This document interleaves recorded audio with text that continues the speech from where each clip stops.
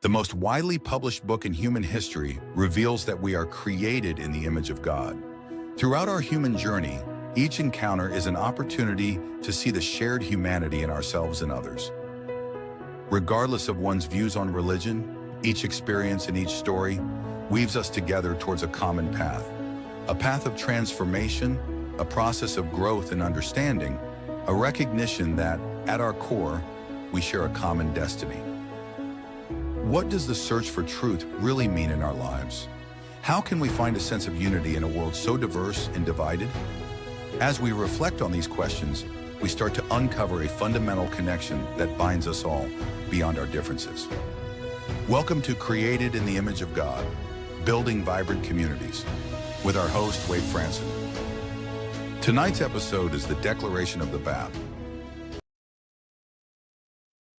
Good evening, everyone. This is Wade Franson, and I'm in the studio with my dear friend, Daniel Sanderson, and we are going to together provide you with a very special episode. This is the first time ever we've done this on the show to go other than a Tuesday night for a special event, and this is a holy day for followers of a person named the Bab and also the Baha'is of the world. This special holy day is the day on which the Bab, known as the Gate, declared who he was on May 23rd, 1844 in Shiraz, Iran. I'd like to start by giving the title, which is Lightning Strikes, and we'll get into that in a few minutes. I'm going to just read a biblical quote, and then I'll introduce my friend Dan. For as lightning comes from the east and shines as far as the west, so will be the coming of the Son of Man, from Matthew 24, verse 27. We're going to talk about what this means, how it might possibly have been fulfilled, when and why. We're going to cover a lot of ground in this special Holy Day episode. But first of all, Dan, welcome to the studio. It's been a while, probably since you were on the show. You were an early supporter and co-host. How have you been? Excellent, Wade. Thanks for having me back. Wonderful. And I know that you're not necessarily a swallower of every aspect of this, but you have a unique perspective as a philosopher. And in particular, we're going to also ask the question over the course of the show, how has the world changed since 1844? Whether you believe and buy this or not as being the impetus or the specific trigger, looking at 1844 as a pivotal point, what was the world like before then? What was the world like after then? Is there some merit to that viewpoint or that analysis? Oh, absolutely, Wade. I mean, we're talking about two world wars. We're talking about the falls of dynasties. We're talking about complete restructuring of entire world orders. There's no map to the future. The fall of kings and the rise of democracies. Absolutely, right. Sometimes I reflect on that personally, and I realize the limitation of an individual mind. I mean, I don't think I can really grasp what it was like 200 years ago, right? I mean, to work and harvest, and I mean, an example would be the pioneers that populated United States and Canada, right? I mean, this is almost unimaginable to try and basically wrap your head around how difficult that would have actually been. Our modern conveniences have led to a state of prosperity, an unprecedented state of prosperity. But I think there's some wisdom lurking in there, because with that temptation, I think there's a lot of lessons to be learned. Well, and just reflecting on, what is the standard count of a generation? Is it 25 years typically? A generation, Generation X, Y, Z, the millennials, all that stuff. Isn't it around 25 years? I never quite really thought about it, but I think that's about right. I think maybe we have an artificially longer or overlapping sort of time frame with people because I think the average life expectancy in the United States is 76. And of course, we know that wasn't the case. So society would have, viewed their elders in quite a different way, right? Yeah, We but I almost, think this generational thing has more to do with the average age of people bearing children, right? So yeah, another generation comes along at around 25 years. It used to be maybe a little less, maybe a little more now, but we're talking 7 generations since yeah, 1844. yeah, yeah, yeah. So it's beyond memory, right? Like it's beyond the experience of human memory. And so we're tasked as a civilization to try and pass that down in the form of wisdom. And from what I've read about this declaration of the Bob, I mean, it's nothing short of prophetic by definition. Isn't that right? Well, thank you. Yeah, I would definitely go there, and let as you know that I'm going there big time. So let me contextualize this a little bit. For me, this seems much more recent because when I was studying theology as a young man, when I was the latest, greatest generation, when I was 19, 20, 21, I was the latest generation. When I was doing that, 1844 was well known to me because a man named William Miller had predicted that Jesus would return in 1844. And for us, that was a big deal, except it wasn't because we knew Jesus had not returned in 1844. What I mean by that is the following, is that we anticipated the arrival of Jesus at any moment practically because we saw the signs of the time of the end. To put it mildly, the fig tree, as Jesus said, was ripe and the fruit was falling off. For crying out loud, Israel had been established as a nation. And that doesn't happen prophetically until after Jesus returned. So something funky was going on. We knew it. And we were at risk of trying to set dates like William Miller had. William Miller set the date of 1844. Millions of people believed him. And it led to something called the Great Disappointment in the United States.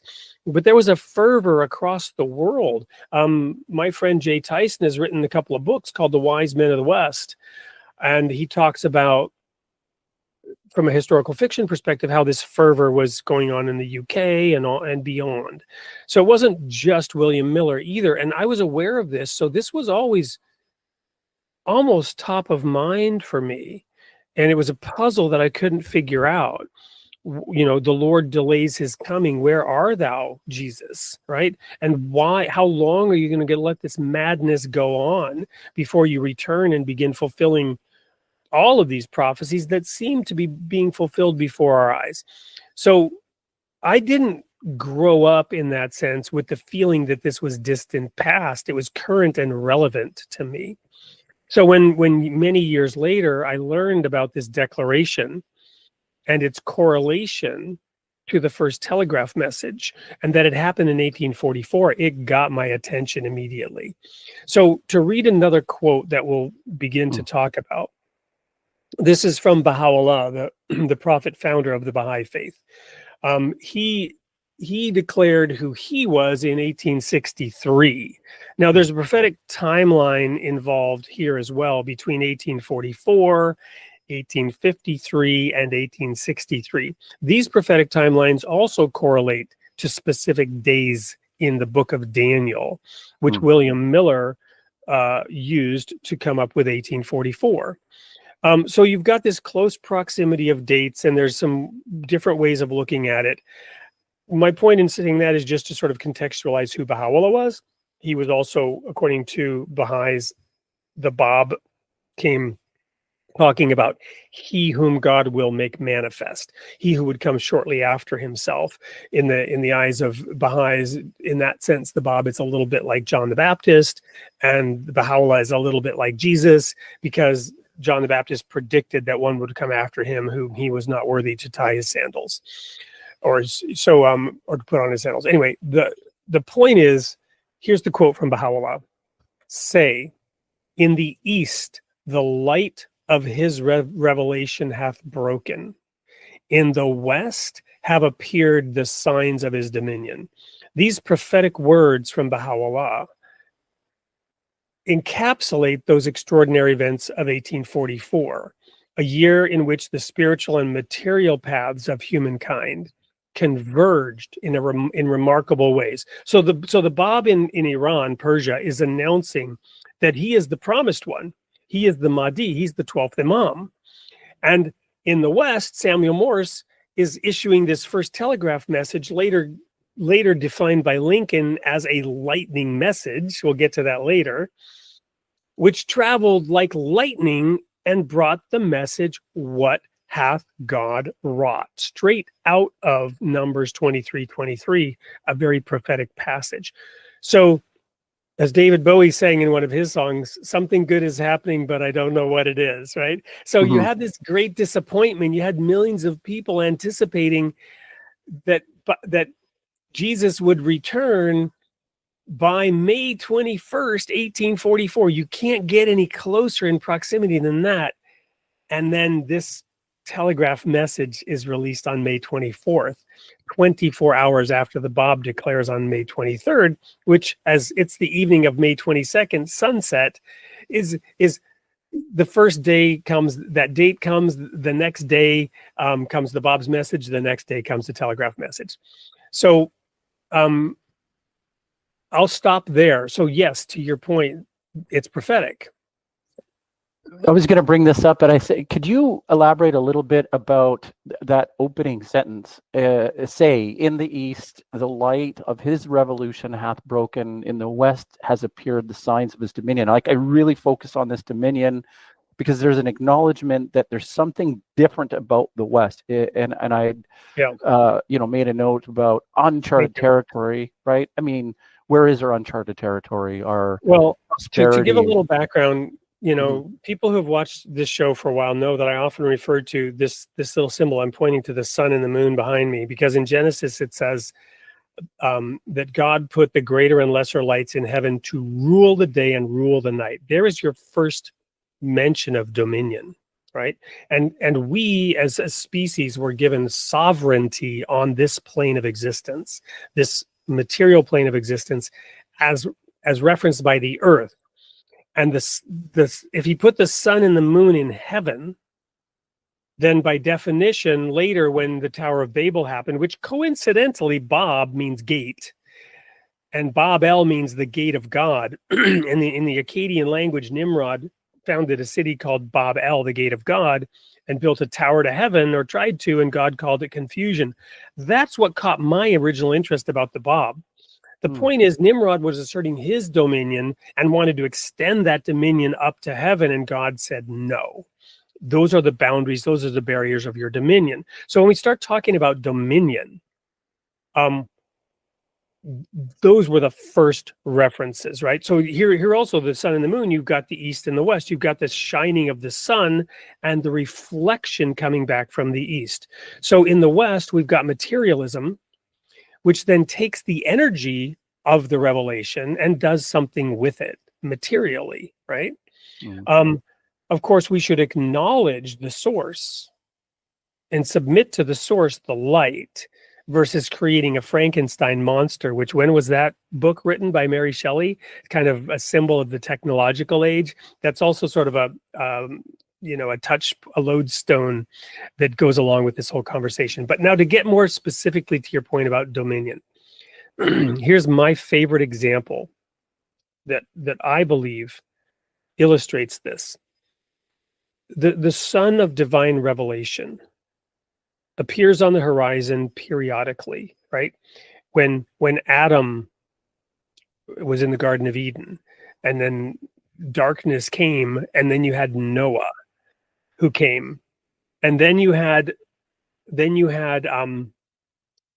Abraham, and then you had Moses. And at these, when things got bad, then you would have this messenger come. The Bible would say a manifestation of God who would come and bring the light back and shed light on everything. Jesus being a prime example. He said, I am the light, I am the way.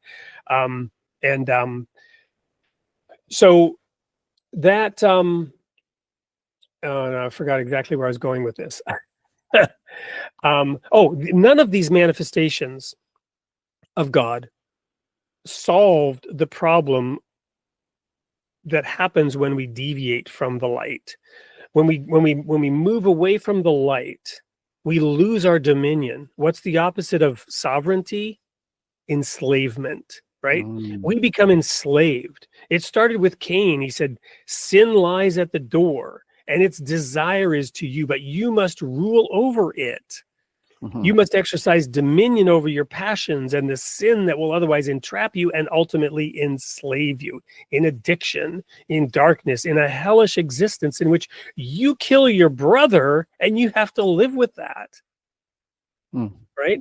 So when we deviate from the light, we lose our dominion, and every manifestation of God only ever regulated that.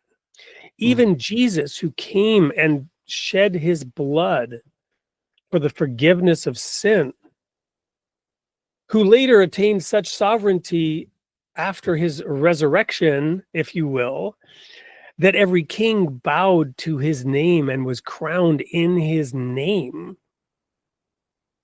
He had that sovereignty. He still regulated slavery. He did not abolish it.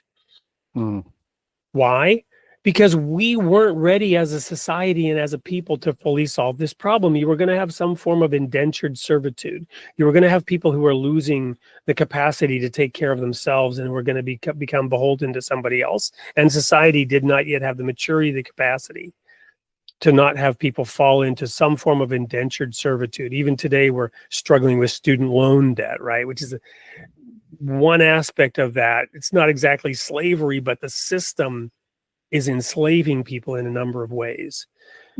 Be careful not to backslide on freedom is what you're really saying. Like this, we have to be defenders of and liberators of freedom and watch for that tendency for enslavement, because it's a natural byproduct of our human existence, of failure.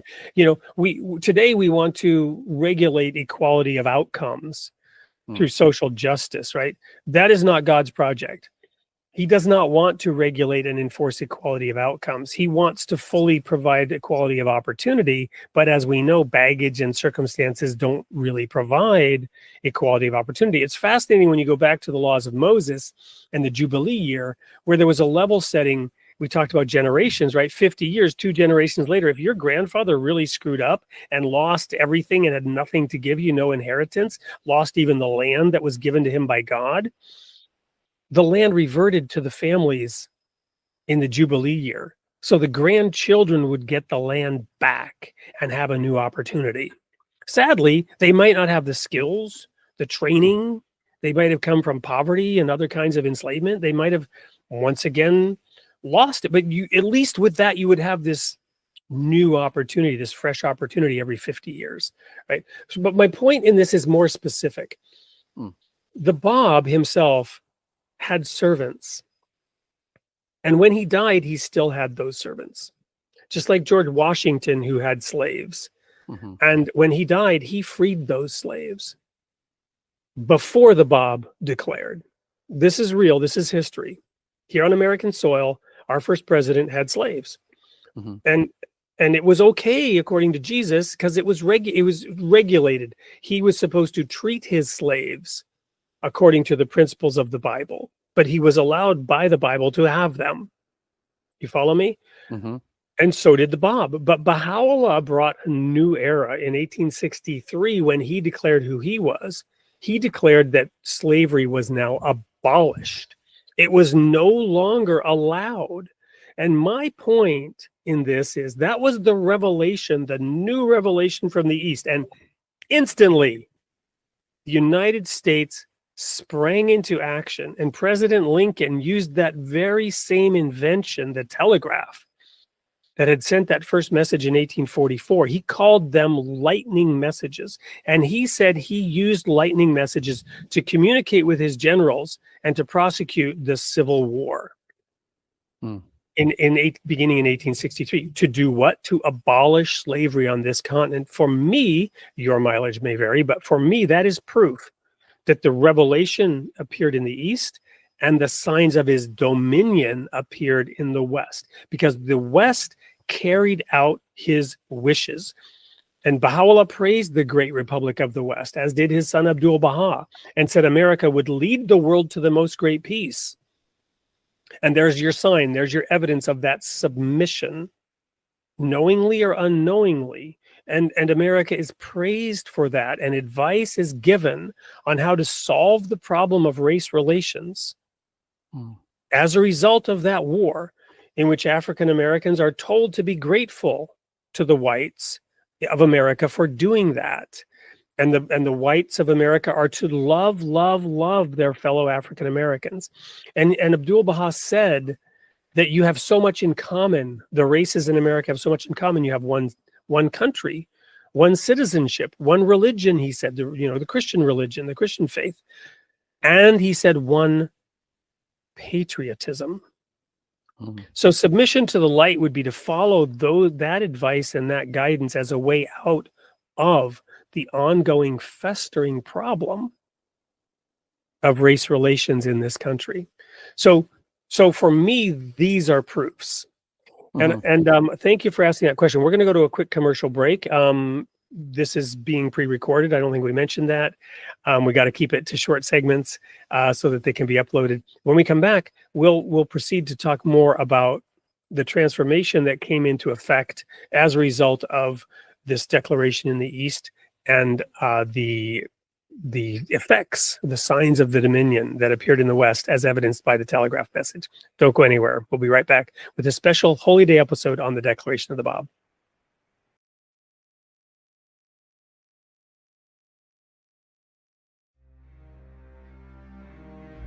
In a world where beliefs are tested and mysteries unfold, one book takes you on a journey of prophecy, faith, and the unexpected.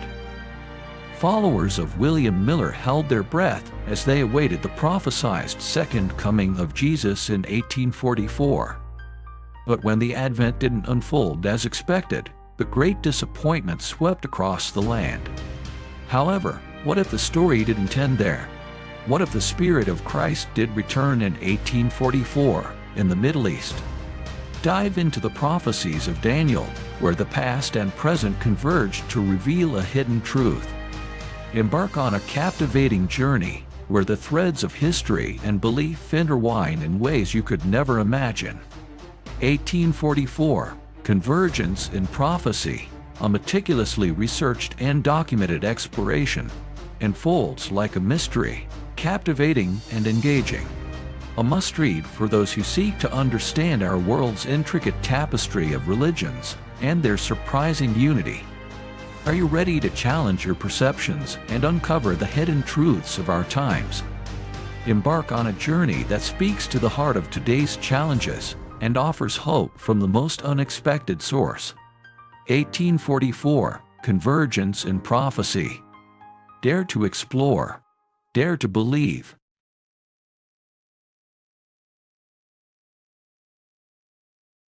Welcome back to the second episode, or rather installment in this special Holy Day episode. We're here with Dan Sanderson in the studio. We're talking about the signs of God's dominion, or the signs of God's revelation appearing in the East and his dominion in the West, as evidenced by the Declaration of the Bob in 1844 and Baha'u'llah in 1863. Right before the break, we were talking about America fighting a civil war to abolish slavery.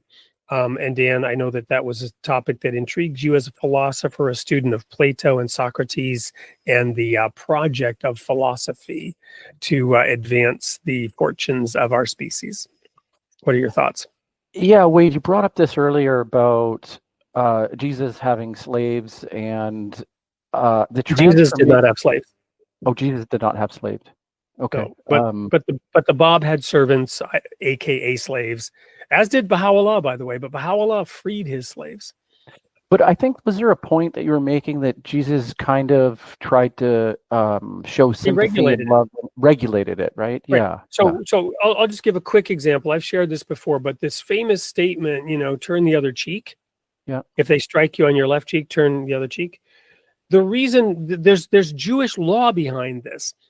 A master had the right to backhand a servant. Mm-hmm. So what Jesus was alluding to, if they backhand you, turn the other cheek, let them hit you on the other cheek. But Jewish law said if he hauls off and were to hit you, you'd have him by the short hairs. You could take him to court. So it empowered the slaves Mhm. within the law Mhm. to hold their masters accountable through submission. It's brilliant. It's unbelievably brilliant how Jesus, the master, used the law correctly, and his adversaries, the Pharisees, used the law incorrectly.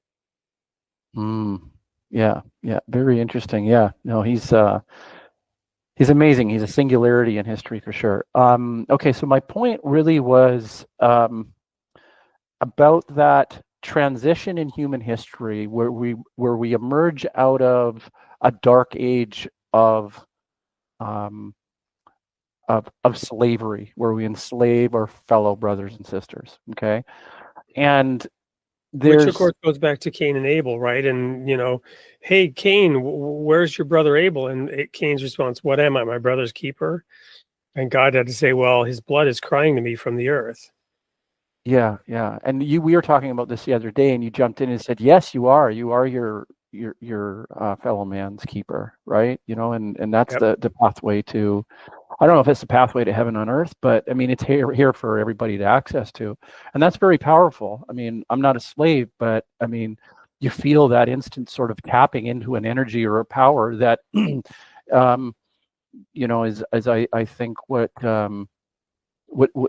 powers the belief in faith, right? And anyway, so what I'd like to talk about and hover on for a minute is that point where knowledge becomes accessible to all of humankind. We now cannot not know that slavery is, right? Like, we've kind of hit that, right? And it's now we know. And so anything that slides back into that is, comes with like a steeper grade of judgment, Yep. right? I mean, yeah, and again, it goes back to this whole, the greater and lesser lights in heaven. And when the sun is at its zenith, things are blindingly clear. But then Moses comes down from the mountain and the people say, oh, I don't like the fact that your face is shining from the presence of God. They don't even like the reflected light. And they say, put a veil over that face, because their deeds are evil, it says in the Bible. So in the nighttime, you still have light, you can still move, discern, you can think you're making progress and whatever, but you don't see things clearly. Interesting. And so to your point, what this new revelation has shed new additional light, and it's undeniable, and everyone recognizes it.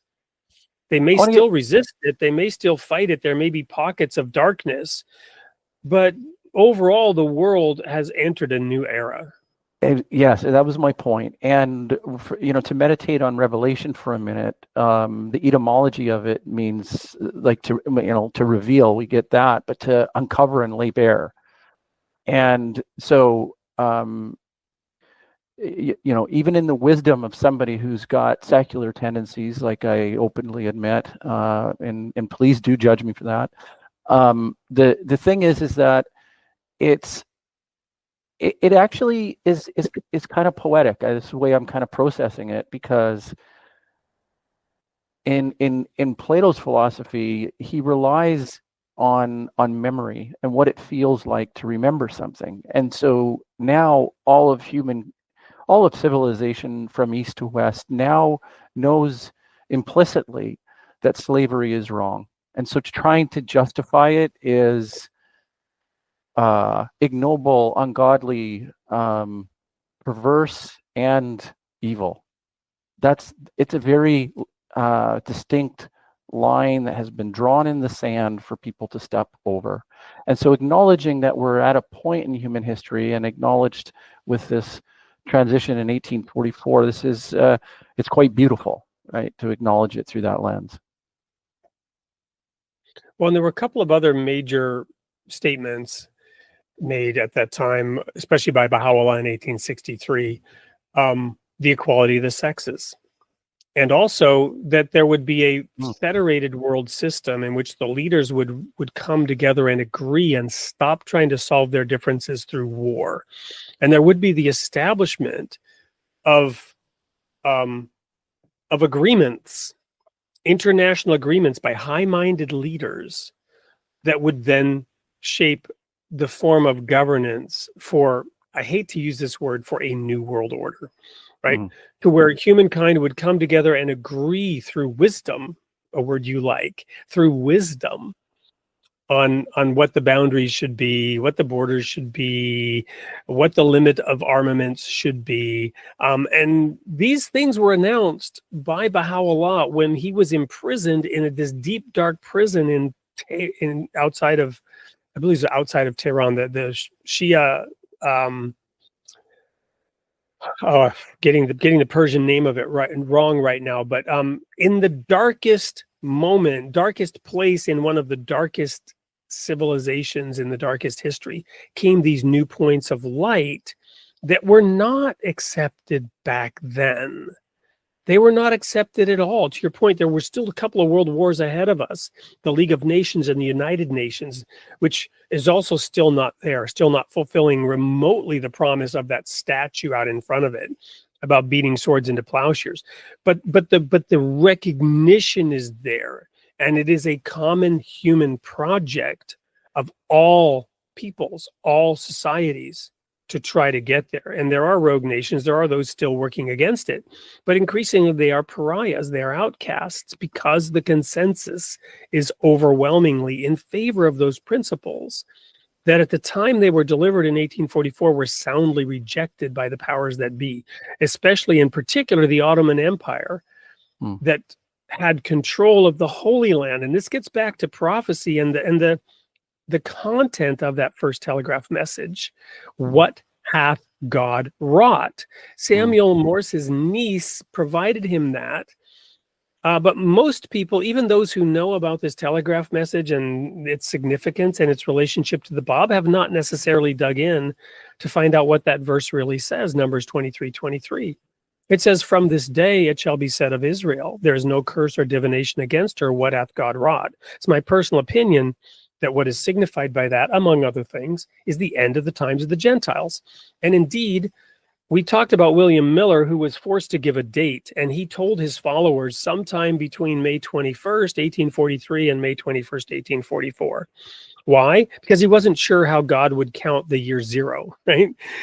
He had the timeline from Daniel. Oh, really? That's fascinating. Yeah, yeah. But we had this human invention of the year zero. Well, yeah, it wasn't, the year zero wasn't well understood in Christianity. It took the Muslims and algebra to figure out the use of the year zero.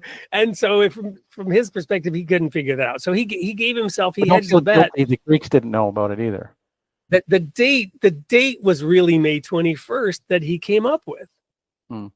And it was the other 1843 or somewhere in between, because he wasn't sure how maybe God would split the difference of the year zero. But anyway, the point is, on May 21st, 1844, the Ottoman Empire issued one of several edicts that it was issuing that year, known as the Edicts of Toleration. And this particular edict told the British Empire, of all things, that they would stop the killing of people for religious reasons.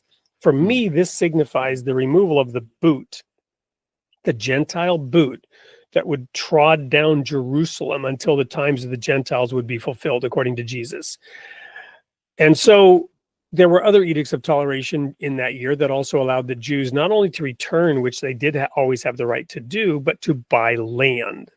And so by 1914, there was a Jewish majority in Jerusalem because the Ottoman Empire had allowed them to begin to buy land. And subsequent to these edicts, we know that the British Empire got control of the Palestine Mandate. So it was completely delivered out of the hands of that Gentile entity, right? Now, well, you could also say that the British are Gentiles. That's a whole nother Oprah. I'm not going to get into it. There are some theories there as well, which I really won't get into, as to who they might be and the connection to Israel, the lost 10 tribes and all that stuff.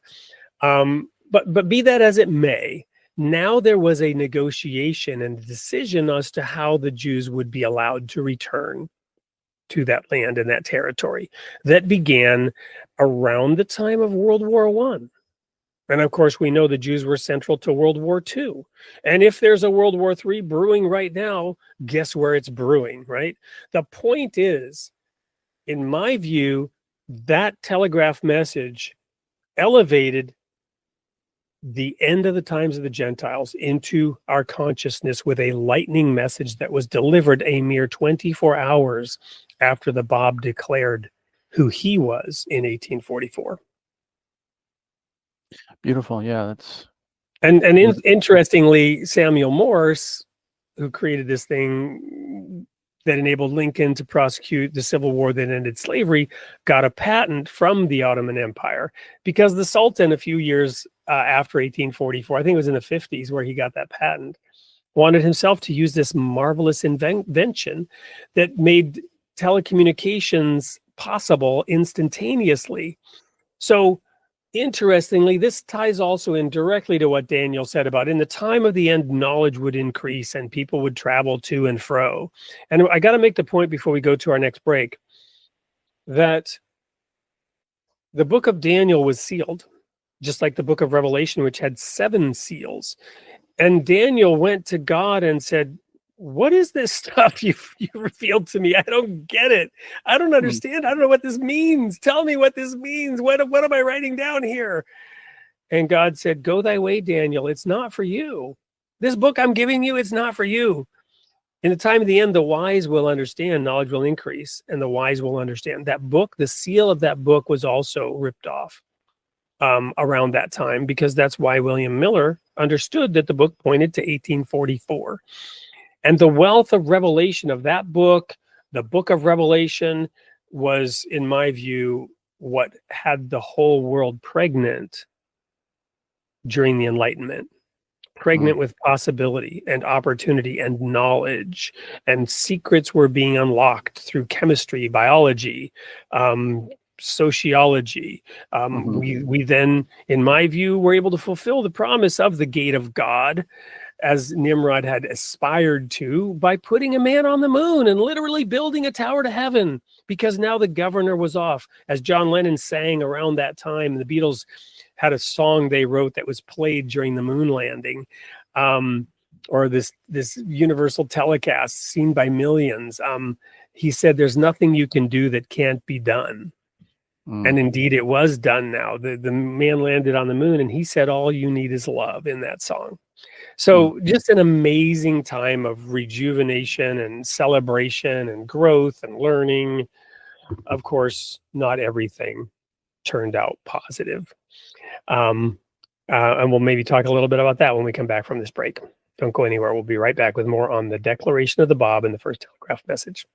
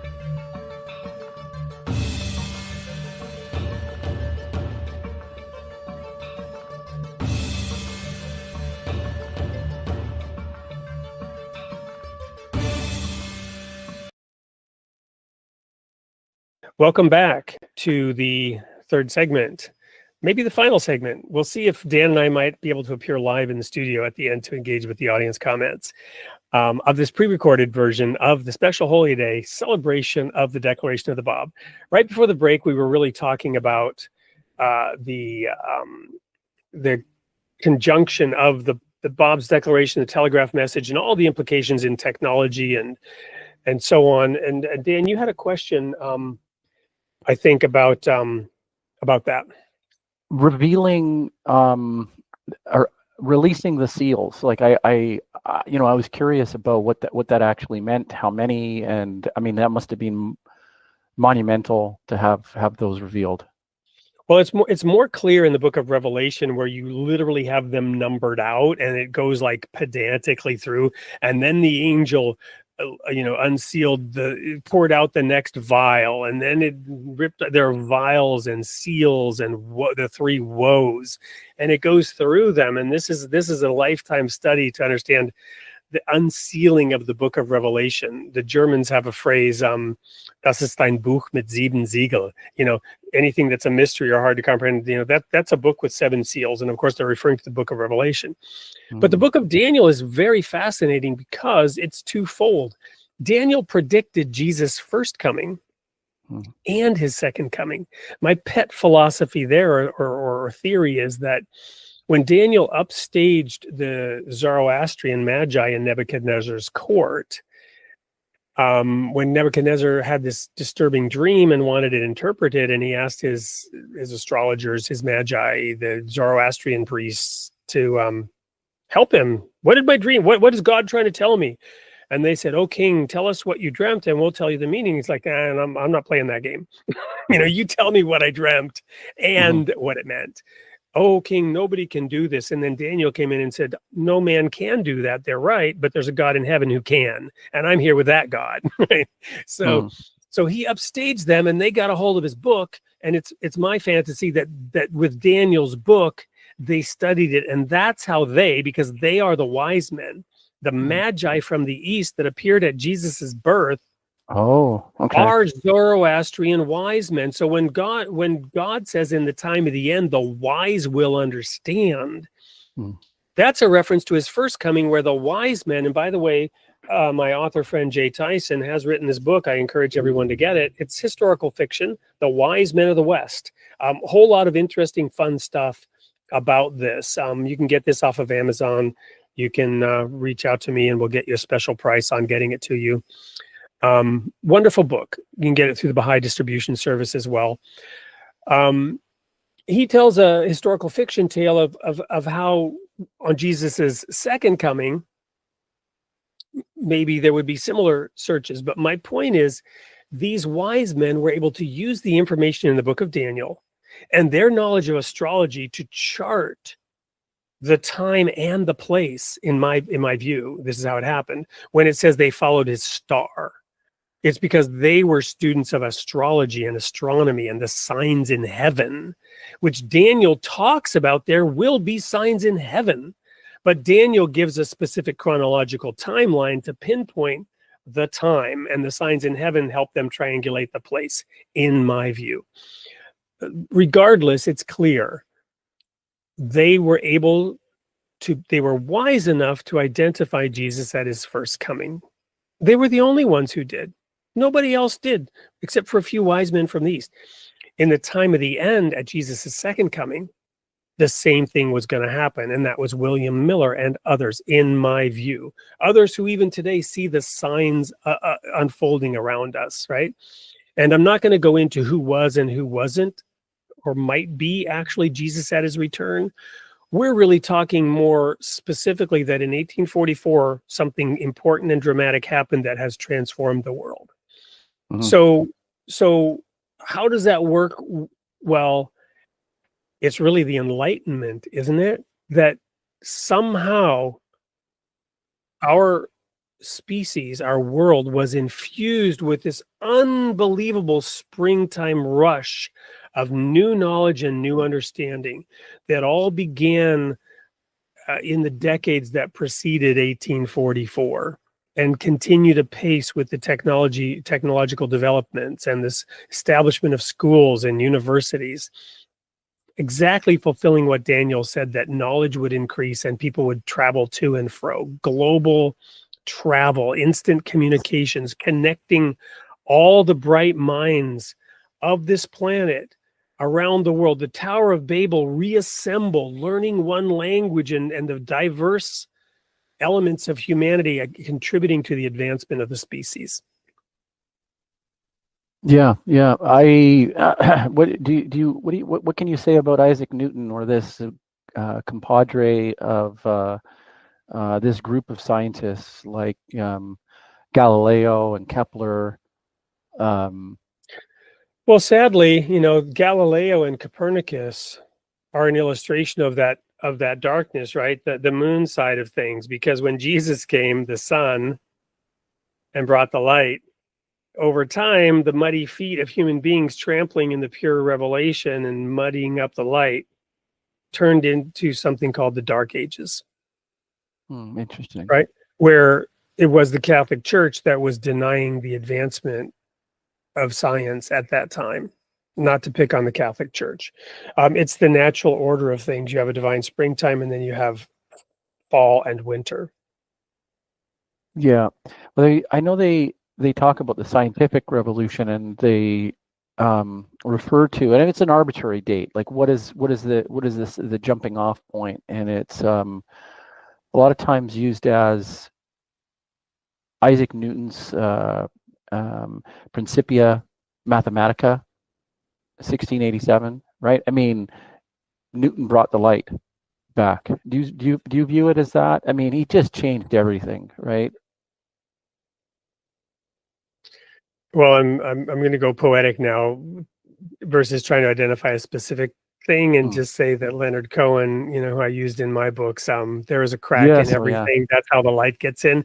That's when it began to crack open, right? And once it began to crack open, and it's like that the dark moments before the dawn, right? The sun is not yet above the horizon, but the light is seen in the heavens and in the distance, and you begin, my roosters start crowing and waking me up before it's really light.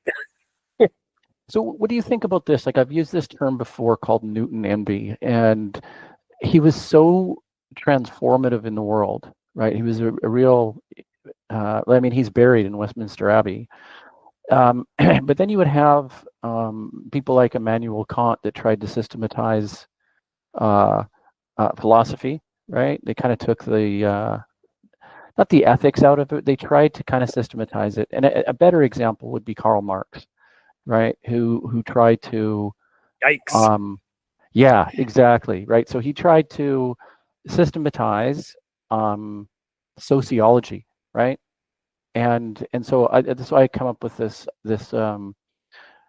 heuristic of Newton envy, right? And look at the fallout to, I mean, with the light comes the darkness, I guess, if you want to use a metaphor, right? So, well, yeah. So I guess the thing is here, it's the in my view, it's hubris, right? And in the book of Revelation, we have the messages to the churches. This is really how it starts out. We talked about how it gets unsealed, the various seals and whatnot. But in chapters 2 and 3 of the book of Revelation, we have this mail route, which goes through Ephesus, Smyrna, Pergamus, Thyatira, Sardis, Philadelphia, Laodicea. I might have gotten order of one of them mixed up.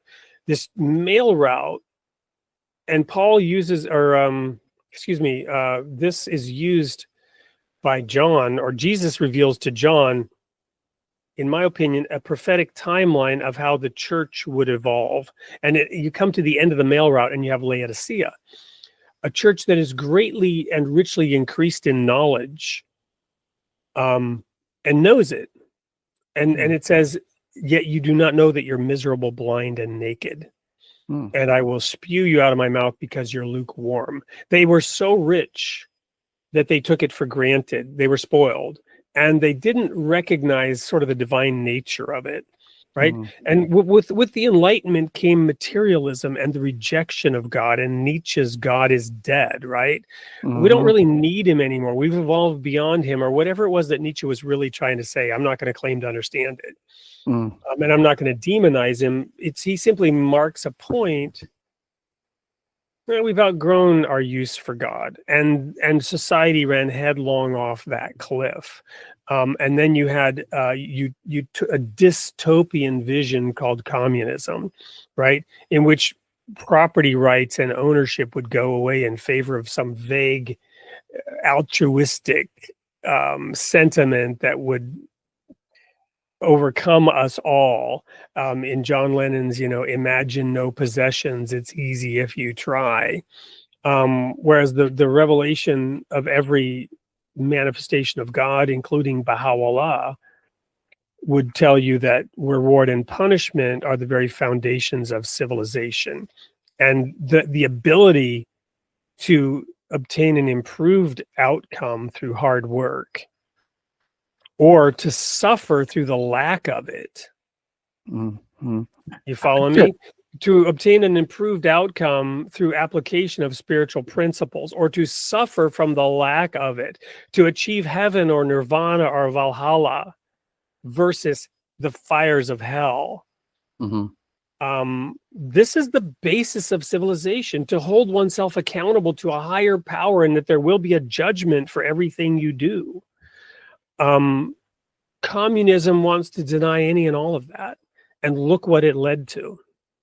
Yeah, I want to. And by that, I got to make this point, because you've got these divided people, but communism brought the greatest horrors and atrocities on this planet, with Pol Pot, with even well-intentioned centralized planning in China that led to millions dying of starvation, because the functionaries didn't want to report up bad news about the harvest prospects.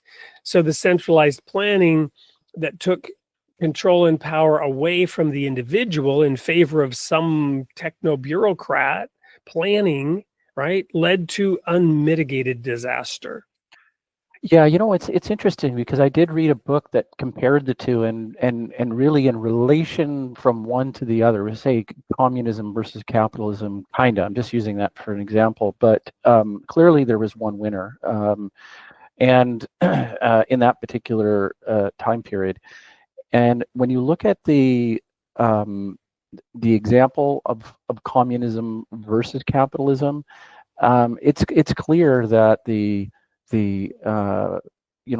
communist project, or the book I read, its main thesis was really that it had to do with the speed of technology. And I think that nicely kind of brings it back down, or back to the lightning rod effect of technology that travels across the world, and trying to go back to something that is really at a fraction of the speed. I mean, that was the theory of the book. It was like, it had to do with the speed of the information flow, right? The information flow from a centralized planning versus other parts of the world, or other economic systems, other ways that and you could say economics, organization of people, resources, and activity, right? Okay. So, one clearly dominates over the other, and forever has the world changed, because that type of thing, unless it has a fast delivery method, is prone to fall over. One thing I wanted to, bring back, because you mentioned Nietzsche, it was interesting. Do you know an artist named Duchamp? The name is familiar, yeah. It seems to be like your generation, right? I don't know if I'm catching up to your generation, or you just keep moving away, but it seems Anyway, so there's this idea. Sign the papers, old man. Sign the papers. The interesting thing about like the postmodern sort of thinkers that emerged in your generation, like the Sartre, the existentialists, all these kinds of things. Well, there's one artist, Duchamp, who would do something like take a funnel and sign it and say that's art, this kind of thing. And so I always kind of equate Nietzsche to somebody that I give him credit where credit's due. He's a brilliant man. He was very poetic, but in terms of the path dependence, the trajectory of wisdom that he was on, he falls short. He's kind of like a Duchamp on the wall, which means he would take this urinal and he would put it on the wall and he would install it in an art gallery. We would call that art, to challenge our ideas of art. So once you get past the small little novelty that checks the traditions of thousands of years, you can go, okay, great, thank you for that reminder, but let's get back to business. That's kind of how I process it. Just so you know, because I think it does a disservice when the narrative goes back into a God is dead sort of scenario, when it's like we don't. His whole project is corrupt, really. Right. Well, but I think this is actually a really great point to sort of bring this home and land it. And that is, because I hear what you're saying and I 100% agree with you, right? It's like the squirrel effect or the shiny object to distract us away from what's real. You know, our common friend, Joe Atman, right? And his book where he posits that consciousness allows us to create false gods and idols that cause us to interact with our concepts in our head rather than the reality itself. And so the reality itself is what bears repeated investigation. You know, it's a mine that can always be mined for more riches, right? Then you have the golden calf that you can dance around, the distraction, right? And so to conclude, I'm just going to ask the audience to more deeply investigate this topic of the Bob's Declaration and the first telegraph message. Is it a gimmick? Is it, you know, am I here to cobble together this interesting coincidence and make a mountain out of a molehill? Or is Eileen Maddox, another author, onto something when she writes this little book, 1844, Convergence in Prophecy, the Convergence of Prophecy for Judaism, Christianity, Islam, and the Baha'i Faith. This book will allow you to investigate the prophetic aspect a little deeper to find out that indeed the Jewish scriptures, if you will, the Torah and the law, the prophets, and the writings of the Jewish faith, in addition to the Christian writings, in addition to the Quran and the Baha'i writings, all point to this. There is a there. It's not a gimmick. It's not a urinal on a wall called art. But that's up to you to investigate, because you want to know what the very first principle of the Baha'i faith is? It's the independent investigation of reality.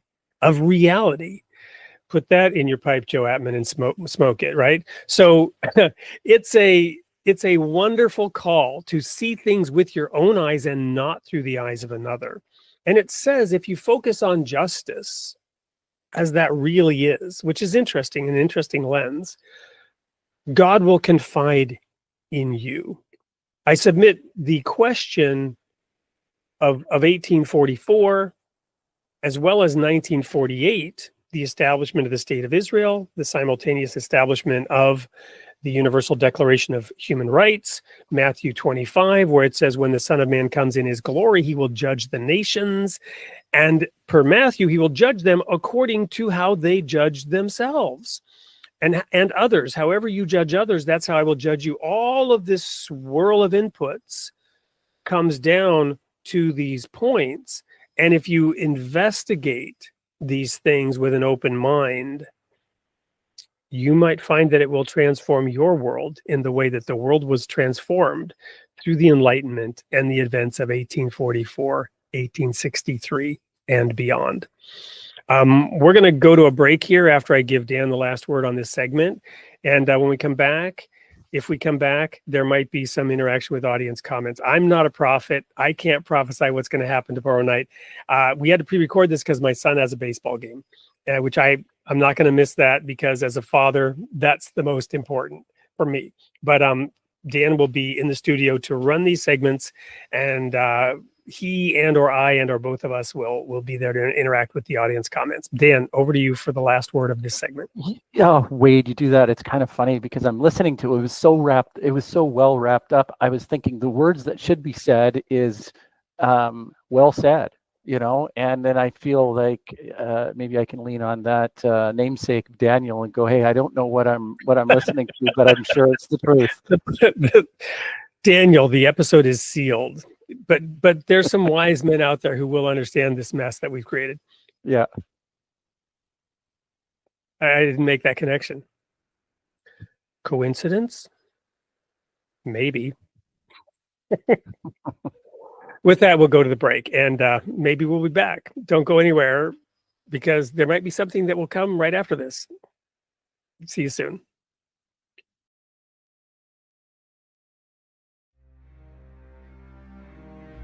In a world where beliefs are tested and mysteries unfold, one book takes you on a journey of prophecy, faith, and the unexpected. Followers of William Miller held their breath as they awaited the prophesied second coming of Jesus in 1844. But when the advent didn't unfold as expected, the great disappointment swept across the land. However, what if the story didn't end there? What if the Spirit of Christ did return in 1844 in the Middle East? Dive into the prophecies of Daniel, where the past and present converge to reveal a hidden truth. Embark on a captivating journey where the threads of history and belief intertwine in ways you could never imagine. 1844, Convergence in Prophecy, a meticulously researched and documented exploration, unfolds like a mystery, captivating and engaging. A must-read for those who seek to understand our world's intricate tapestry of religions and their surprising unity. Are you ready to challenge your perceptions and uncover the hidden truths of our times? Embark on a journey that speaks to the heart of today's challenges and offers hope from the most unexpected source. 1844, Convergence in Prophecy. Dare to explore. Dare to believe.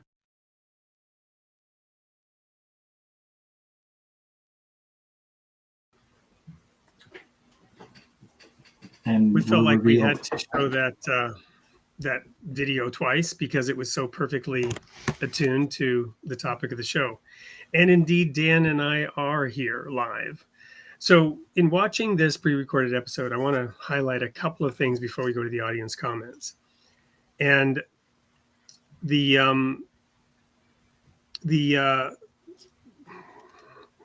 time marches on. I got to put my glasses on to see my scribbled note here. Oh, yes. So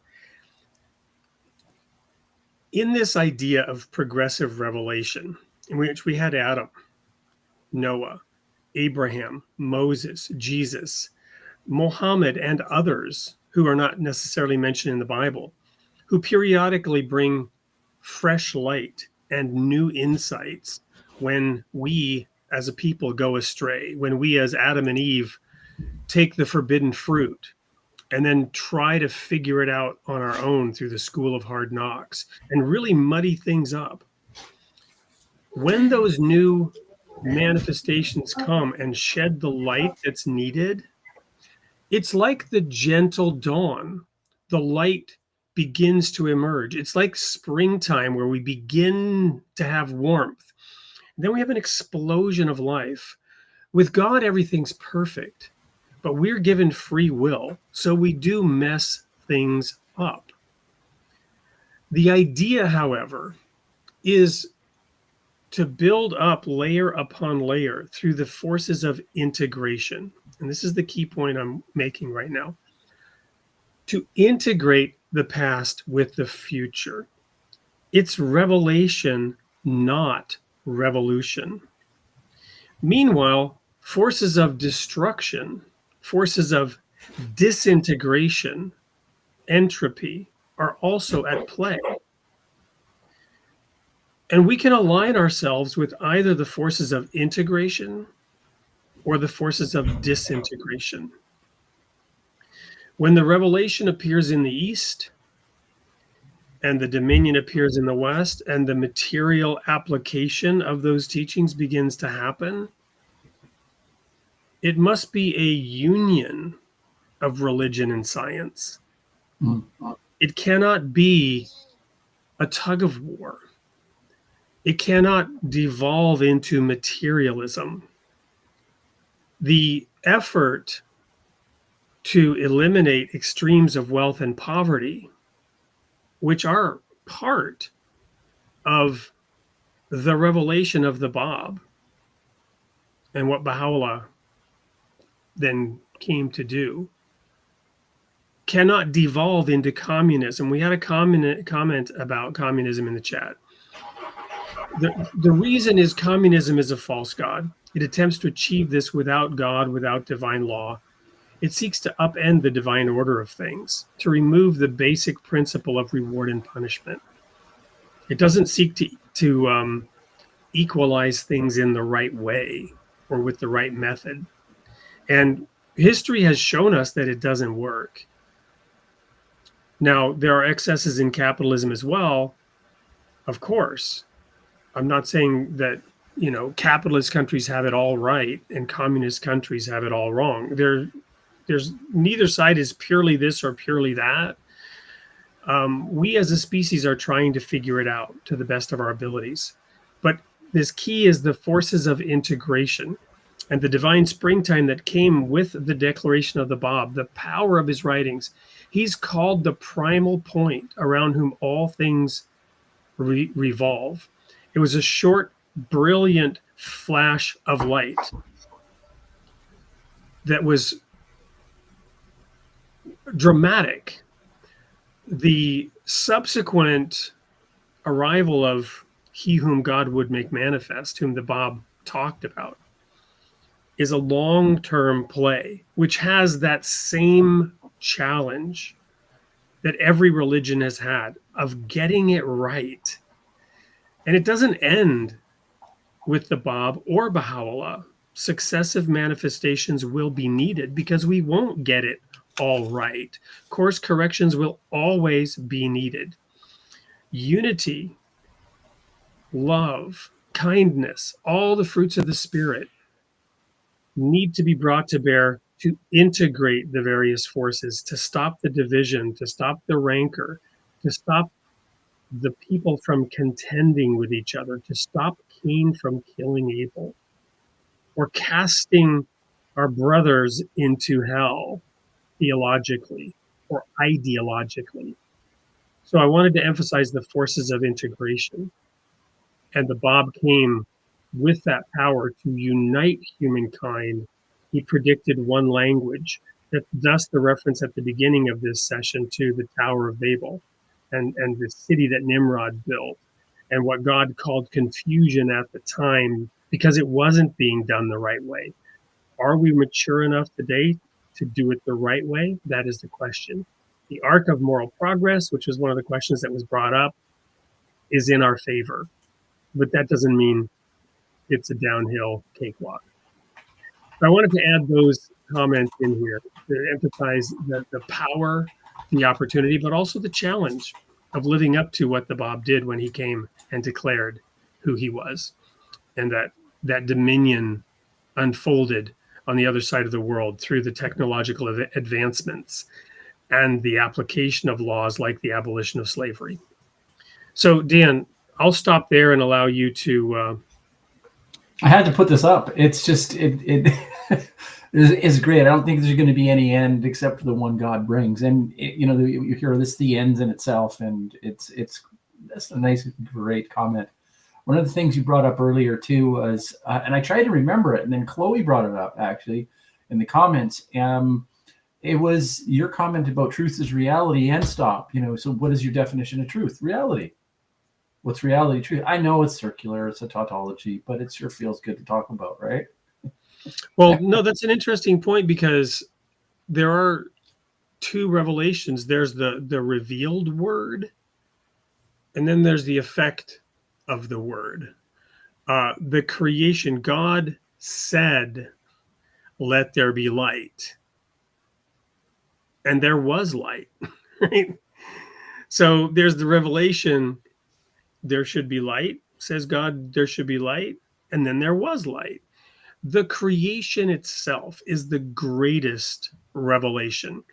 That's one of the reasons my family and I are involved in agriculture, raised bed gardening, companion planting, and increasingly regenerative farming.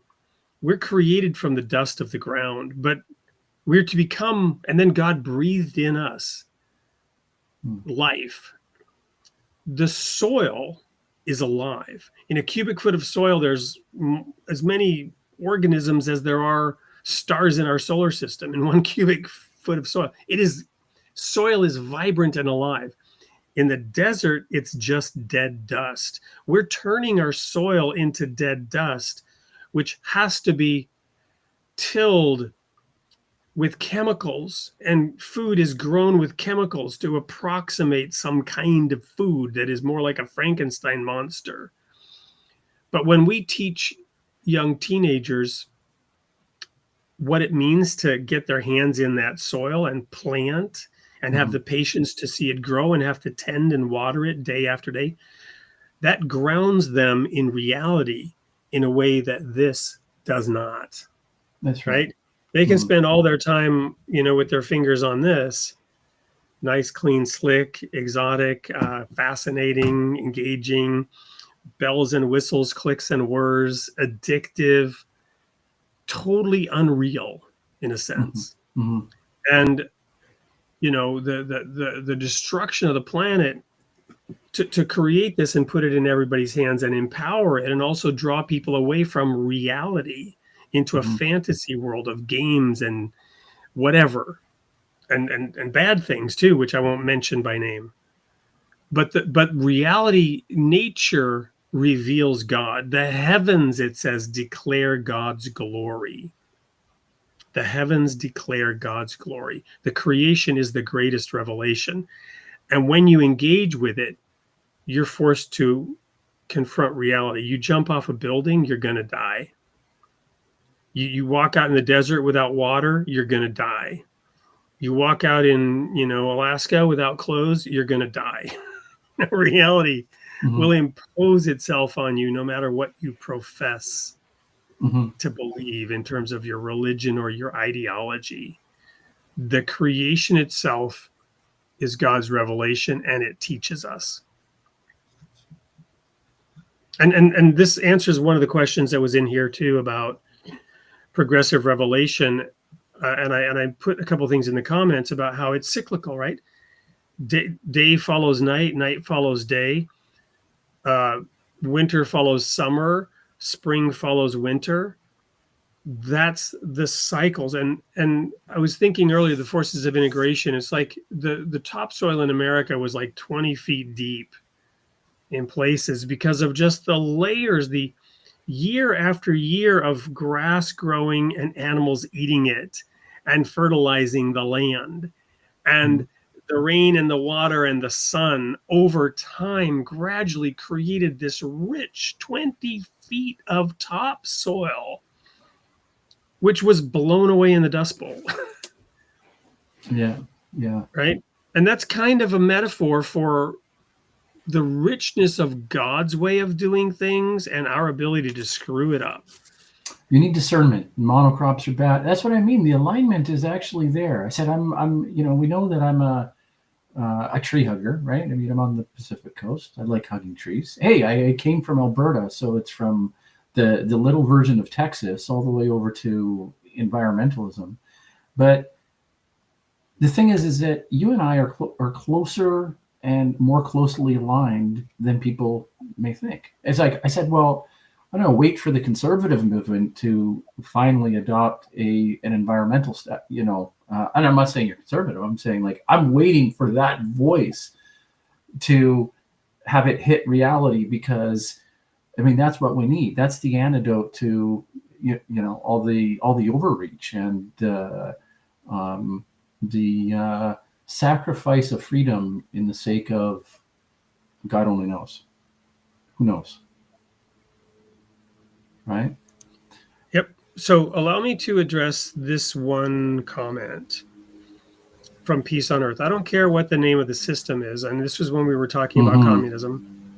But I believe in people doing the work having access to the expletive deleted company profit, so that workers aren't alienated from the results of their labor.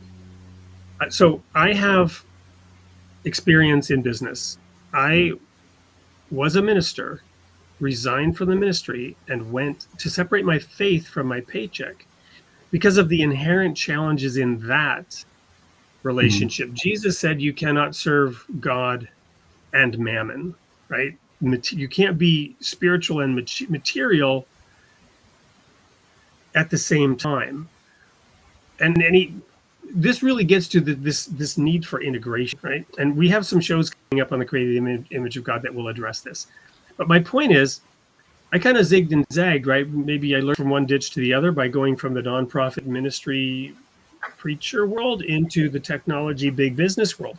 I ended up working for a company called Deloitte Consulting, management consultants. My bill rate was $550 an hour to help some of the largest corporations in America and the world maximize their profits. And what I did was I was in a group called Strategy and Operations, in which we examined the business you were in and the processes that were needed to be successful in that business, and how to structure your company around people, process, and systems. This thing that you're saying here, I would agree with, and everyone agrees with, and even the greediest for-profit company agrees with this. They're smart people. They know that if the workers for the company don't share in the profits, the company will not succeed. They know in the world of capitalism that people have options and they can go to your competitor. If you're a big bank and you're miserly in the way you compensate people, they'll go across the street and work for your competitor. That's the whole point, is to give people options, freedom of choice. So there's this oversimplified fantasy view. And when we start using words like capitalism and communism and socialism, these are oversimplified sound bites. Einstein said things should be made as simple as they can be, no simpler. I love this quote. That's a primal quote. That's the method of Plato's philosophy. I don't know if you knew that. That's because awesome. Now, so I want to talk about this for a moment. And there's a book. It's called Maverick. You should go, Peace on Earth. You should go get this book called Maverick. You can find it, and I believe it's in Argentina, where there was an experiment, kind of a more socialist model, in which this person was trying to build the company in this manner where the employees shared in the profits. Well, guess what? In capitalism, that's called stock options, right? That's how that's done. You follow me? Because the company is complex and it has to manage. Your body is complex. You have blood pumping through the heart to get oxygenated. And it's very complicated. There are lots of illnesses that come. For some reason, my camera just went blurry. Just as you're talking about illnesses and pumping blood, you just go. Right. So that was really. So this is an important point. Let me try one more time because this is really bothering me. Oh well, I will just be blurry. So I will be blurry. There you go. So my point is this: in a business, in a big corporation, money is the blood. Yeah. And it's complicated to get it right. Your cash flow, the capital that you need to invest in research and development, the compensation pay structures to keep top talent and the best talent, and to adequately reward people for jobs that take 20 years of school and study versus jobs that you can get when you come out of high school. Yeah. And everyone likes to complain, right? But there's this wonderful thing called the 10th commandment that balances and regulates all of this. The 10th commandment says, thou shalt not covet. And it goes into detail and says, you shall not covet your neighbor's wife, your neighbor's house, your neighbor's horse, donkey, cow, or anything that is your neighbor's. Mm-hmm. And materialism leads, and Paul the apostle in Corinthians says, do not compare yourselves to each other. You are not wise in doing so. Mm-hmm. Yeah. So to look around at what somebody has and somebody else doesn't have, that's covetousness. To want what somebody else has is covetousness.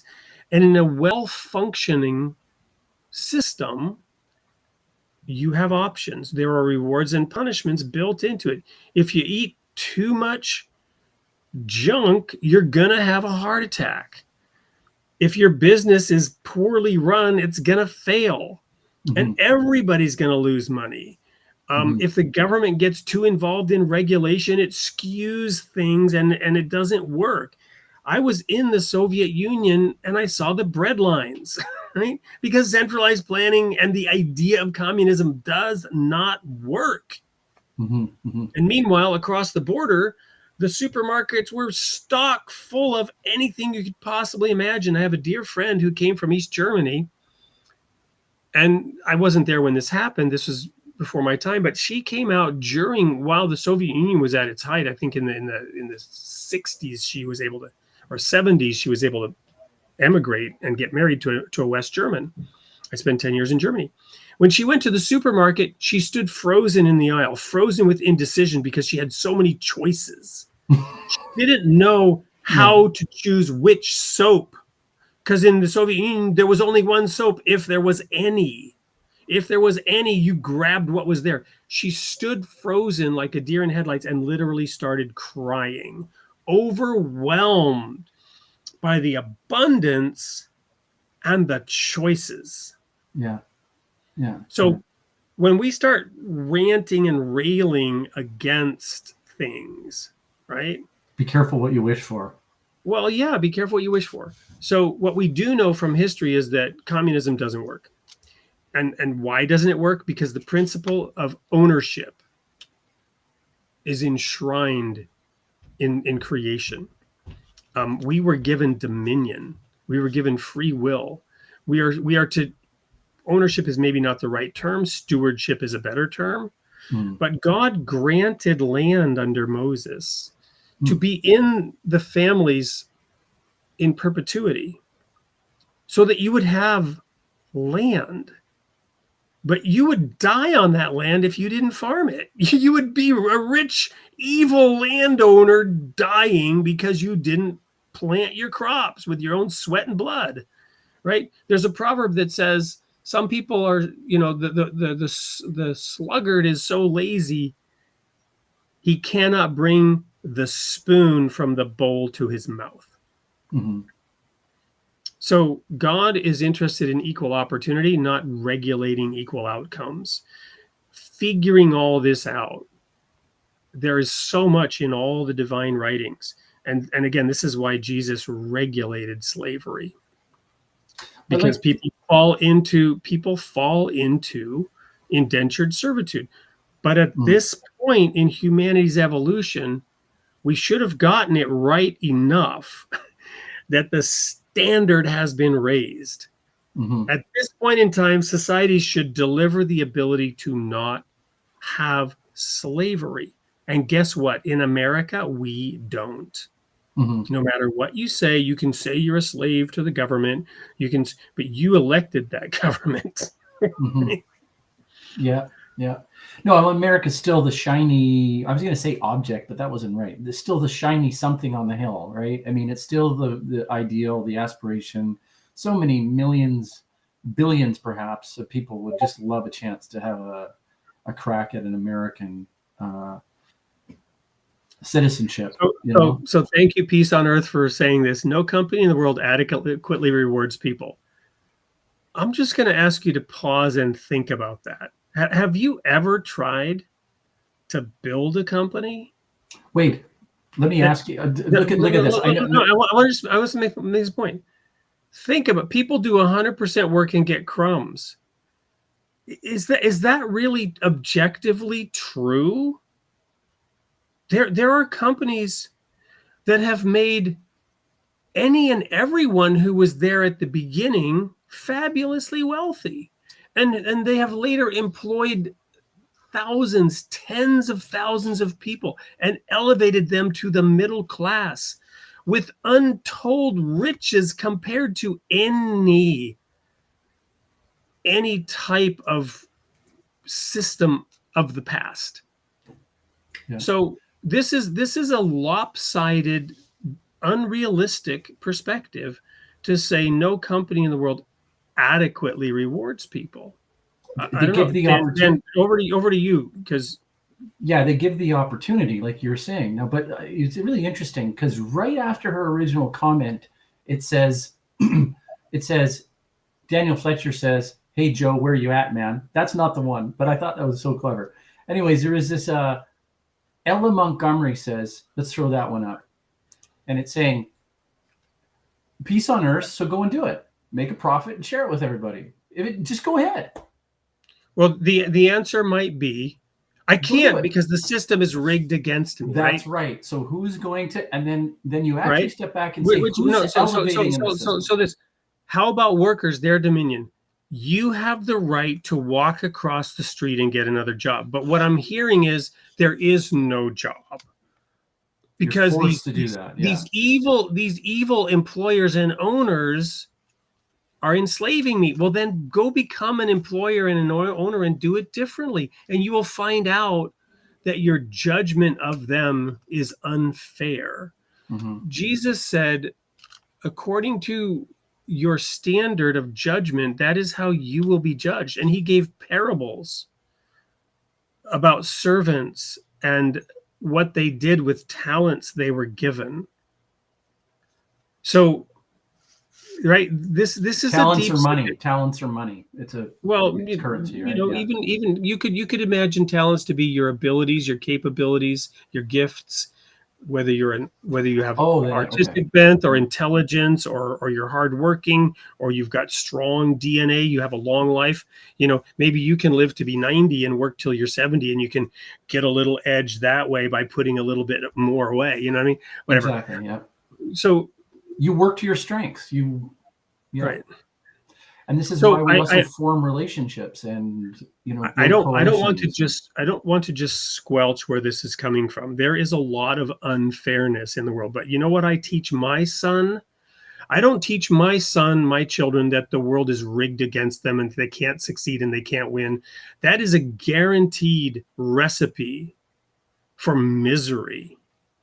And what I try to teach my son is life is not fair, and that is fair. Mm-hmm. You must overcome it. Traditionally we were taught if your teacher doesn't like you, you just have to work twice as hard. Mm-hmm. Right? So whatever bias, whatever resistance, whatever challenge, it's your responsibility before God to overcome it. Those are called tests and trials traditionally. Sorry, that's like there are guardrails. There are guardrails in the law that protect, but we give up some freedoms, but we all agree with those, and we all surrender ourselves to the law, right? Jesus said, "You shall know the truth, and the truth shall make you free." Mm-hmm. Right? The writings of the Bob. Getting back to the Bob. Getting back to the Bob. He says, in this day, mm-hmm. only deeds of stainless purity will be accepted before God. So ultimately, if the owner of a company, and there are many of them, and I know many of them, really have at their heart to create a company that is the best on the planet, which in their eyes does not mean the most profitable, but provides the most opportunity and is the most fun place to work and the most rewarding place to work, and seeks to balance the pricing of its products with the market and all the challenges that come from running a successful business. They are sincerely doing everything they can to help that razor's edge. Yeah. They might even err on the side of being too generous once they have it made, once they're successful, right? So, but the point is, I'm kind of losing my thread here, I guess. But there are many company owners who are really trying to do this in the right way. And, to sort of make these sweeping judgmental statements against them is, in my view, I was quoting the Bob, only deeds of stainless purity will be accepted before God in this day, right? Mm-hmm. The motives must be pure. Mm-hmm. And God is the judge of all that ultimately. And Jesus said, yeah, don't worry about it. Why are you trying to lay up treasure on earth anyway? You should lay up treasure in heaven. So be that pure soul. Dedicate, pour your life out, because, as Abdul Baha said, become dust in the pathway of the loved ones, in service. His name meant servant of God. Mm-hmm. So, what about our friend Brent Anderson? What should we say to him? He had me well, thinking I about certainly, and... I do. Well, I guess I was doing so. Hopefully, if he's watching, he's reading between the lines. To just celebrate the power of the Bob's revelation and what he did, the turning point in history that he was. And the question is, do the followers live up to it? Jesus said, why do you call me Lord, Lord, and don't do the things that I say? And when Moses came down from the mountain, they made him put a veil over his face, right? And they were dancing around the golden calf. It's easy to think you're immune. Whatever religion you adhere to, it's easy to think you're immune. Oh, we're not like that. But we're taught to take ourselves into account every day, to do our best to live up to the standards of our religion, to keep it pure, to not trample it with our muddy feet. That's why I do sometimes challenge some of the thoughts that I see that I don't think are in adherence with the Word of God, right? Which is in this topic we've been talking about, reward and punishment. I'll just go back there. There is so much confusion since the declaration of the Bab and what Baha'u'llah brought. There's so much confusion as to how the swords get beat into plowshares, as to how the world becomes one. Mm-hmm. It is submission to the Word of God. It is Islam in that sense, submission to Allah. Islam means submission, right? It is submission to the law of God and the will of God. And a jihad, an internal struggle to day after day after day submit oneself, one's own desires, one's own thoughts, the vain imaginations and idle fancies that creep in about how it's going to unfold. The twin pillars of reward and punishment are not abolished by the introduction of the idea that we should be reducing extremes of wealth and poverty, which is not a new idea. It's new in its clarity and its emphasis because we have achieved a level of global civilization. We have achieved a level of conquest of nature, of harnessing of nature, of exercising our dominion to be able to unlock the secrets and extract the wealth of God's creation, to turn sand into instant intelligence and communications, right? The silicone chip, right? We've achieved this new level of capability and potential, such that it's a realistic dream to eliminate the extremes of wealth and poverty.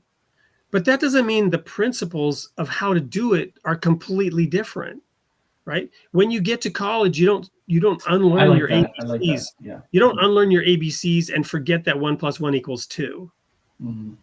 Right? You still, in the revelation of Baha'u'llah, his son Abdul Baha says the farmer is the first active agent of civilization, and there should be more farmers than any other class of people in the new future civilization. That's like going backwards. Is that progress? Yeah. It doesn't feel like progress to the modern world, because in World War II in America, we had victory gardens and 40% of all Americans grew some or all of their own food. Today, it's less than 1%. And that's why we have such devastation in health and in the climate and all kinds of problems. So we got to get back to the garden, right? And that means going back and maybe studying Moses. studying, Abraham, studying why it was that God caused a flood to wipe out all of humanity under Noah, versus dancing under the rainbow, which was the symbol that God gave after the flood. He gave that symbol to say, I will never again destroy the earth with a flood. That's what the sign of the rainbow means in the Bible. But today we dance under the rainbow as a sign of pride to not have to submit to the natural order of the law of God, that he created us male and female. Nice little pride thing in there. I get it. Yeah. That he created us male and female, that the family is the foundation of civilization, that all these ideas about all these different kinds of families won't work, in the same way that the idea of communism didn't work. It won't lead ultimately to good results. And to get back to the original intent of creation means not running off a progressive cliff under the banner of progressive revelation, but understanding what the forces of integration mean, calling people back to God, remembering that this nation has the motto, one nation under God, indivisible, with liberty and justice for all. We don't become indivisible. We don't provide liberty and justice for all by abandoning the laws of God, by pretending that there should not be reward and punishment, that by professing some kind of ideology, we can eliminate extremes of wealth and poverty by regulating outcomes versus making sure that there is equal opportunity. Well, pulling this back to the gate, and considering the celebration of tonight's event, how do we make our way back to the inspiration that is the Bob, and maybe take it from the standpoint of what would you recommend to somebody trying to? You might start by downloading. Sorry for anyone who. Look, let me put it this way, because I'm going to address a concern that our dear friend Brent brought in, and let me share a little bit of that story. Brent discovered the writings of the Bob and was enamored by them, by their power, by their potency, and didn't necessarily see that same power and potency in those who professed to believe in him. But here's the problem. It could be said that nobody would know about Moses if it weren't for Christianity. The Jews were this little people, persecuted, hidden. If it weren't for Jesus and Christianity, would we have a Bible? Would Moses be spread around the world and be a household name if it weren't for Jesus? It's a little bit the same with the Bob and Baha'u'llah. Baha'u'llah is not intended to overshadow the Bob. God forbid. The Bob is a manifestation of God with full glory and power of any other manifestation. But the reason people know about the Bob is because of the Baha'i faith, right? So when I want to talk about the Bob, I was about to say, go download the Baha'i prayer app because it has the Bob's prayer in it. I don't want to overshadow the Bob by using the word Baha'i. But the only way you get to the Bob really is because the Baha'is are keeping his writings alive and spreading them. You follow me? Mm-hmm. So my point is, how do we celebrate, elevate the Bob? We'll get the Baha'i prayer app and you can read the prayers of the Bob. Or you can go online and research his writings, but you'll probably find them on the Baha'i Research Library is where you'll find them, right? Because the Baha'i faith is keeping the Bob's writings available and has published them in numerous books and volumes. You wouldn't have those if it weren't for the Baha'i faith.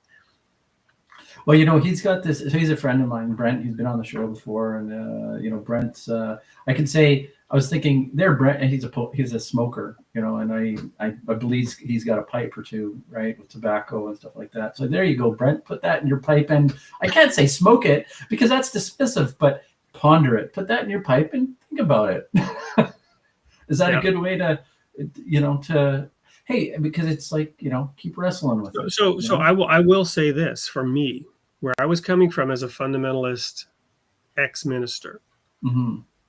who was fervently searching the horizons, figuratively, for signs of Jesus coming. And where is he? Why does my Lord delay his coming? What the heck on earth is God doing on earth?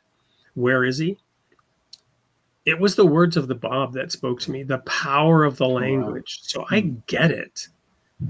The language of the Bob was exactly what I expected to hear. It was exactly what I was looking for. The words of Baha'u'llah did not have that same impact on me because that's not where I was at. I was standing pounding on the gate. Where Let me in. are Let me you? in. Yeah. Or come out, get out here. Where are you? Why are you not here? Come clean up this mess. And boom, the Bob, direct, powerful, hard hitting.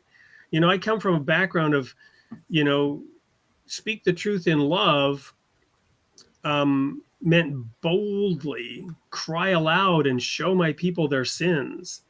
And the Baha'i faith says, let your words always be mild as milk, right? Let your speech be grace seasoned with salt, right? Don't rub salt in the wounds. A little bit of salt goes a long way. You follow me? But you get this, you get this pendulum swing of lurching forward from ditch to ditch. I wanted to hit people upside the head with a 2x4 because I kind of liked being hit upside the head of the 2x4 and being told where I was wrong. Straighten up. This is the way. Walk you in it. Not, well, you've got a few options here. Yeah. So it's a matter of taste, personality, style, where you're at as to, whether the Hindu writings appeal to you or Buddhist writings appeal to you. I published a blog today about desire, inspired by the fact that in Buddhism, desire is the source of all pain. Yeah. So anyway,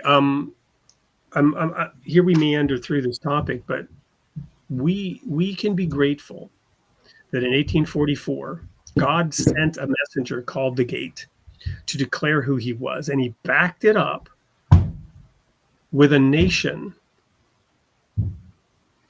that is one nation, 50 states under God, that collected through hell or high water all the peoples of earth into one vast continent under one banner of federal government, 50 nations, if you will, 50 states that are representatives of all the peoples of the earth, whether they were conquered indigenous peoples, whether they came voluntarily, as most of them did, or whether they were dragged here in slave ships.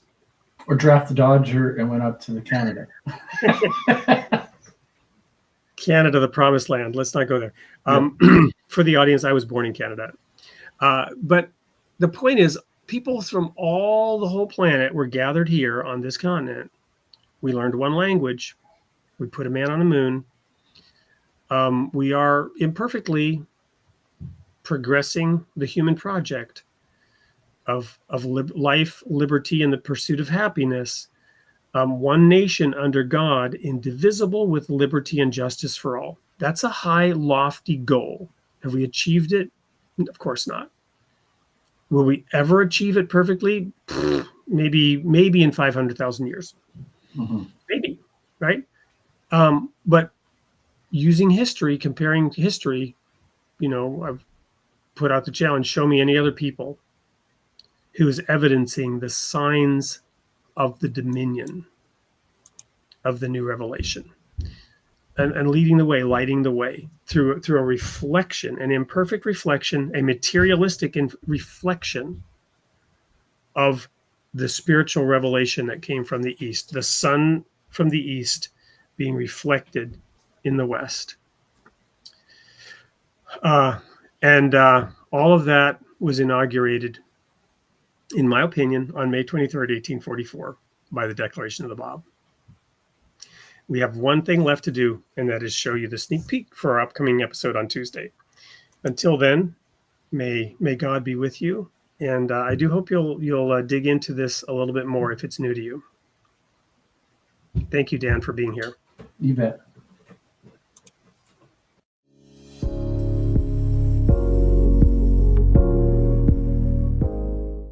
Hello, everyone. It's your host, Wade Franson, created in the image of God, here with a sneak peek of our upcoming episode with Ben Crawshaw of TrueFace. Now, Ben joined TrueFace as an editor and a writer, and he helped them write a book called The Path. TrueFace provides discipleship resources, and Ben is now the director of member engagement, and his focus is on going beyond knowledge and connecting with people, not trying to reach them so much intellectually, but rather connect with their hearts. Through that principle of love, Jesus said, love God, and the second commandment, love your neighbor, fulfills all the commandments of God. And this is what this is about. Welcome to the studio, Ben. Thank you for having me. I appreciate it. So TrueFace has been around for, you said, 30 years. And how long have you been with it? And tell us a little bit more about what you do. Yeah, TrueFace has been around for 30 years. I started a couple years ago, as you said, as an editor. And I was editing these materials and I was like, wow, this is really, really good stuff. And one of the things that TrueFace, our goal is to help stuck Christians get unstuck. And so one of the ways we do that is through encouraging these environments of high trust relationships.